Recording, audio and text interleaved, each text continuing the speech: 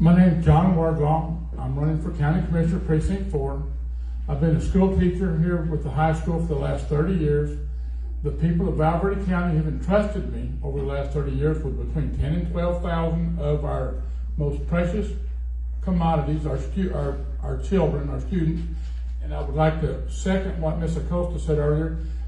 I think as a commissioner, it's important to try to give them a reason, give some of our youth a reason to come back here or stay here in Val Verde County. And that's one of the things I would like to work on as a commissioner. It could work with the school board, the school district, the city council, the hospital, and all the rest of the entities to work together to improve the life style in Val Verde County and to try to attract businesses and infrastructure to come to the county to make it more viable. I just have been driving around the precinct 4, and have noticed that on the fringes of precinct 4, there's lots of things that have been neglected. Lots of easy things that could be fixed, it seems to me. Now, I'm not sure that they'd be that easy, but there's some big jobs out there that would make a big difference, make people feel better about living in Del Rio and in Val Verde County in general. I find if I could get elected to this position, I would find it an honor to serve the people of Val Verde County as a third generation family member from Val Verde County.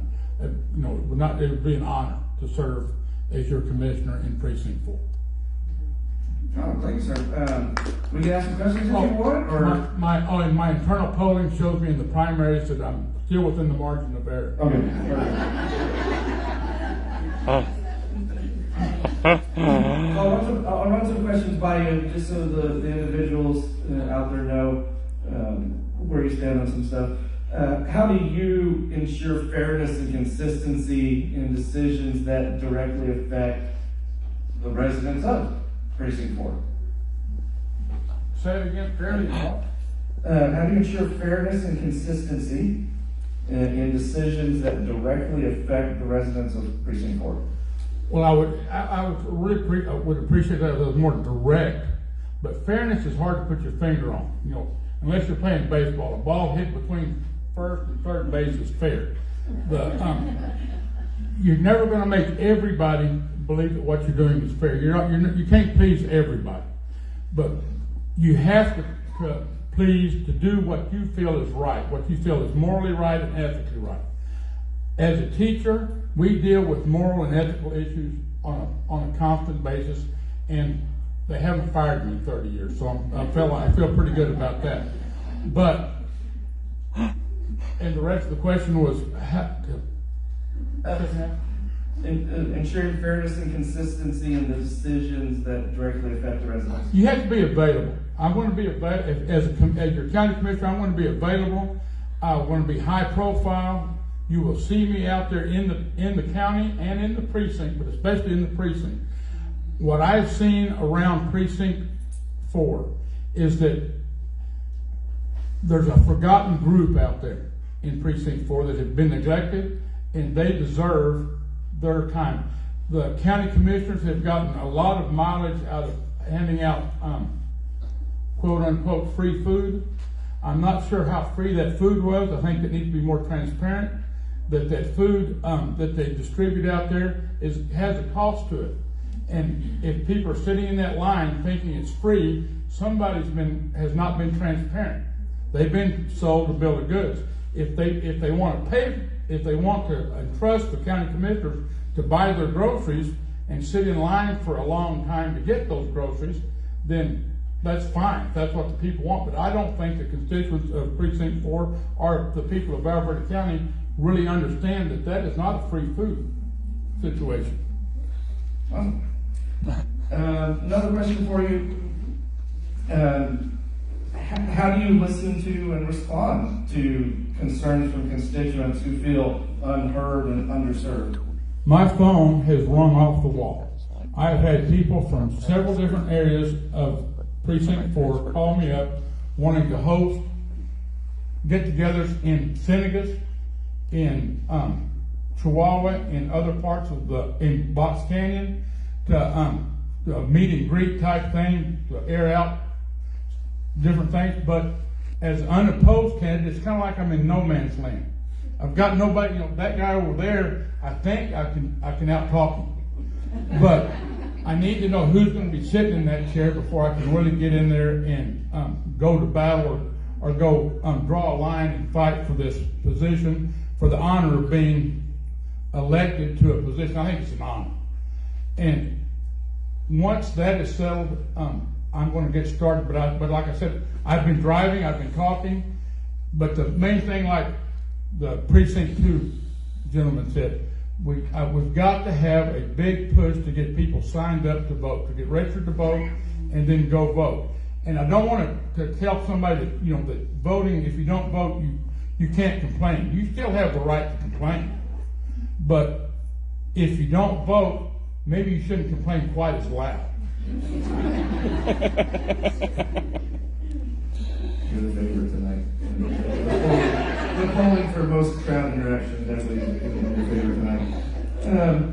So last one there, and I know you said that it's hard to answer some of these because of the fact that unopposed.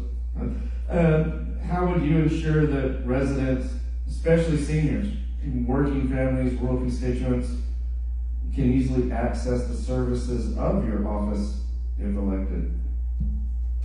Well, I'll be available. I'd like to have Sundays off. I like to watch football on Sundays, but I'll be available 6 days a week.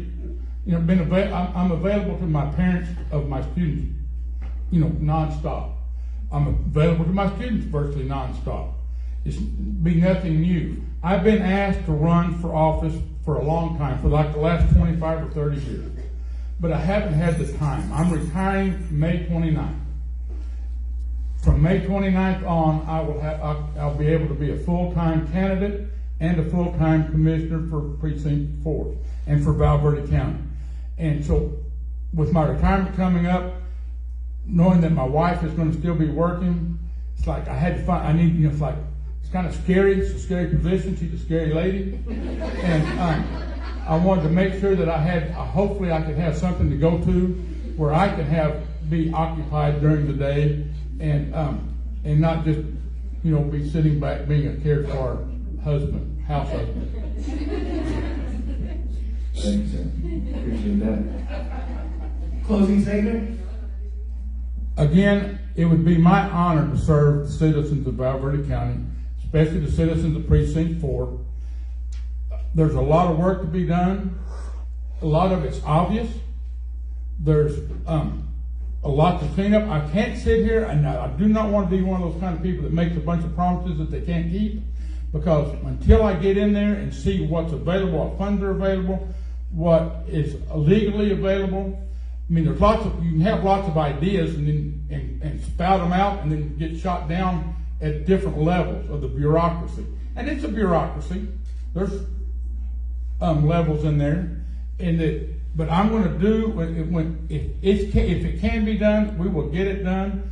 It's been neglected. It looks like for the last several years, several election cycles, and it's time for a change. It's time for a change. It's time to show some improvements in Val Verde County. It's time for us to move forward, and move into the future. And I have 1 minute. I don't believe I'm going to need that 1 minute, but I appreciate the warning there. I'd really like to get to that stop sign, but I haven't hit it yet. But give it to him. I can keep going until he puts up the red sign, Josh. But I would just be honored and talking to this group here. If you can get out and help the candidates, whether it's me or somebody else in here, get people registered to vote, get them excited to vote, get them to the polls. Either, the primary is not really important to me right now. I think I'm doing okay in the primary. But the primary is going to be important to a lot of these other candidates. And we need to, you guys that you take the time to come here, you're the kind of people that need to get out there and get the community fired up. Even if you're not running for office. Well, thank you. I saw the red sign.